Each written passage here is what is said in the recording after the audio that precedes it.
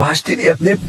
اسمع، في ست كبيره اسمها تشانتا توري طلعت معاش وبقت فاضيه، قالت لك اعمل حاجه بحبها. عملت جروب تنصح فيه الناس ازاي يعملوا هدايا غريبه وصعب تلاقيها. الناس حبت الفكره جدا والجروب كبر بسرعه جدا. ساعتها تشانتا قعدت فكرت مع نفسها وقالت لك افتح بقى ستور. عملت موقع اسمه جيفتر وورلد. مش بس كده، تصنفت كمان الموقع هدايا للرجال لوحدها وهدايا للستات لوحدها وكمان للمتجوزين. حتى لو عايز هديه لحمارك الاليف يا واد هتلاقيه عندها. طب ليه نجحت؟ اول حاجه حولت مشكله لحل، لان الناس بتحتار جدا جدا جدا وقت الهديه، وهي بقى ريحتهم وقالت لهم يعملوا ايه. تاني حاجه بدات بجروب واحده واحده، ولما كبر خدتهم معاها للموقع، فالموقع بقى يطلع في اول السيرش بتاع جوجل من غير ما تدفع ولا اعلان. تالت حاجه نوعت الهدايا على حسب كل مناسبه وعلى حسب الشخص اللي هياخد الهديه، فمسكت السوق كله من الكبير للصغير. يعني يا واد النجاح ساعات ما بيبقاش فكره جديده، النجاح انك تحل توتر الناس وتسهل عليهم. وما تفرطنيش بقى يا ابني واقعد اتفرج وتابعني لو عايز تكسب يا واد.